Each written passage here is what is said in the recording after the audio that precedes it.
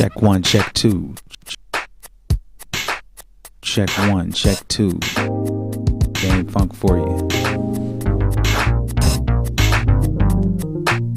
The modern funk term comes from the fact that I'm doing newer funk, but it's made with instruments of the past and not looped or sampled based, even though sometimes I loop things and very, very rarely sample. But on the album, there's no looping or samples involved. It's just like I play all the way from beginning to the end, and that's the way the funksters that I respect, they did it. They did electric music, but it was played all the way through, you know what I mean? So that's where the modern funk comes into play.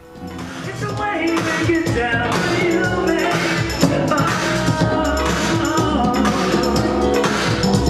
I appreciate everybody else doing the thing. It's the way you get down, all the way to LA. It's the money and the fun for you now. Coming from the heart to you. For you and you and you and you and you. That's the way you get down to you.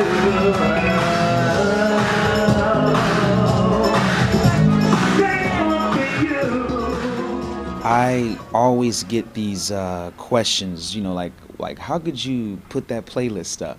But see, my reasoning is because, see, a lot of DJs and selectors, not all of them, but they attach themselves to like the music is theirs. It's not theirs. It's the people's music. You see what I'm saying? So when people cover up their labels, you know, I know it's a tradition with some people, you know, much respect to each his own, which is the name of my album. I like to give everybody a fair shake and to do things the way they want to do things. But universal law, that's not cool, because I give the artist name because that guy might be a school teacher somewhere, might be doing something else in his life, down and out, or a rich guy, who knows, or a rich lady. But it's just that those artists deserve to have the name spread the sound so that the kids, they say, oh yeah, you know, Superior Movement, Wide Shot, oh wow, I wonder what that sounds like. That sounds like a cool name. Then they go find a 12-inch and just be blown away by some great sounds. And that's my mission, is to give homage and respect to the elders that brought funk down to us. 99% of the time I tell people what the names of the artists are, because I want that universal karma to come back on the artist and myself for doing what's supposed to be done, not being an egotistical maniac DJ who covers up their labels and, you know, don't want people to know what they're playing. I'm a different cat. E17 division. Textures. Big Sound Works Records.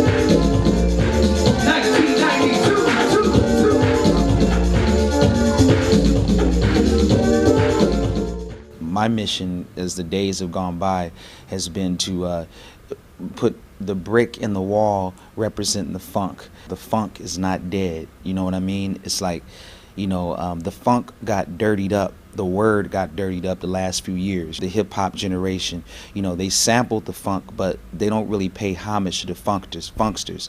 Like Roger Troutman, I mean, he should definitely get more love than people are giving him. They want to pay all these other tributes to all these other cats continuously, and Roger Troutman is just being forgotten. Every night when I go on stage in Europe, I'm playing something from Roger or Zapp just to let people know that you can't forget about this magical music. And the 80s sound gets a nose up from some of those cats. It's in those early 70s old dusty 45 styles. Rest in peace to James Brown. But just because it wasn't like, you know, an obscure, you know, 1973 Southern type of sounding, you know, funk record with a drum break in the middle that every rapper and a mama would sample, doesn't mean that the 80s funk is not cool. There's a lot of groups that came out in the 80s that just because they had a Jerry curl, or because they might have had a jumpsuit with some flashy diamonds on, Rick James, you know, everybody wants to make fun of, like, you know, the Dave Chappelle thing with Rick James, you know what I mean, which is cool. That was a great skit. But Rick James was a serious musician. I mean, he had some problems, but it's like serious musician, and, you know, to always see the Dave Chappelle picture, you know, all the time, it kind of muddies up the funk because of the importance of these kind of artists.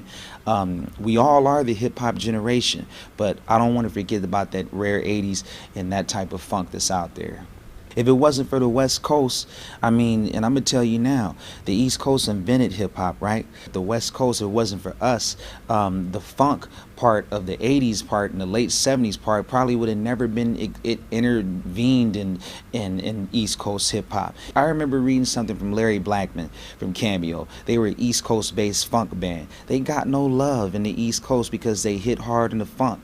That's why some of them ended up moving down to Atlanta. For some reason, East Coast is more cosmopolitan when they like disco, you know, and they have a disco roots on some of the radio stations out there. But and that's cool because I like disco as well. But the funk, based on like the culture, the car culture, the temperature, we just like more like laid back type of stuff. You know what I mean? And if it wasn't for cats like DJ Quick, Dr. Dre, funk would be a different thing. And thank God for that G-Funk era that kept the funk kind of alive, Warren G and things like that. And I even sense a slight little G-Funk revival, so stay tuned.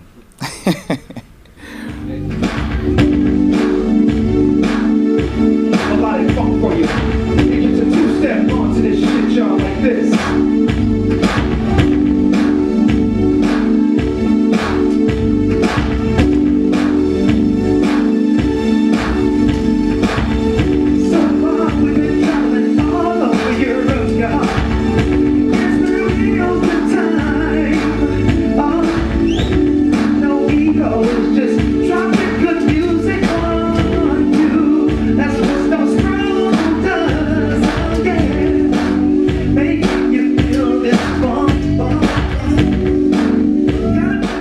I really have a metal background, to be honest with you. It's like when I was growing up, it's like I used to love, you know, like a lot of the British heavy metal bands. They used to call it the British metal invasion. Those are just some great times. And you know, I used to have like Kiss posters on my wall, Iron Maiden, you know, Rush. I love all types of music. The metal project that you're asking about, I'm thinking about doing it in a way where it's going to be you know, synthesized metal.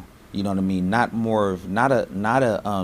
a live band, but it's just really going to be myself. But I just want to go real hard because I know a lot of people know me for the melodic stuff, but since I'm a Gemini, you know, there's a dark side and a light side, if you will, you know what I mean? And I think I'm ready to show the dark side in a minute, you know, so we'll see what happens. The reason why I work on my own is because Prince, he's one of my major influences, and some of his best work was stuff that he did alone.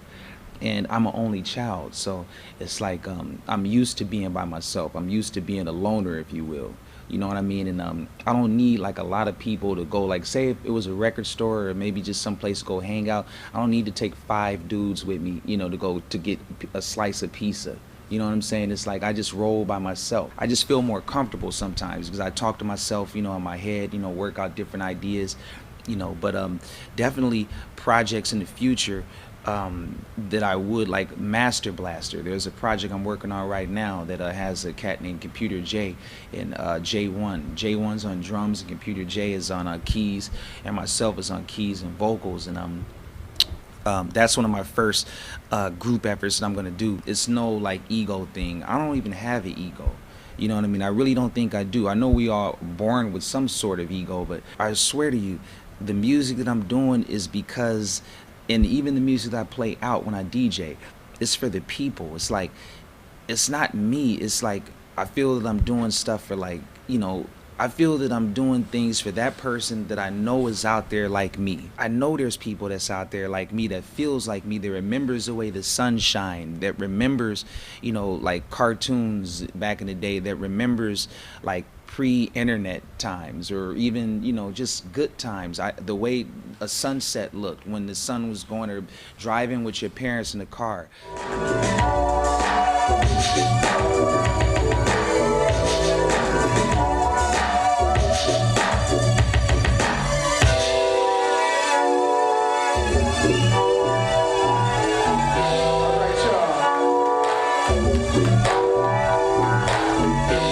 hope y'all love the funk tonight, y'all.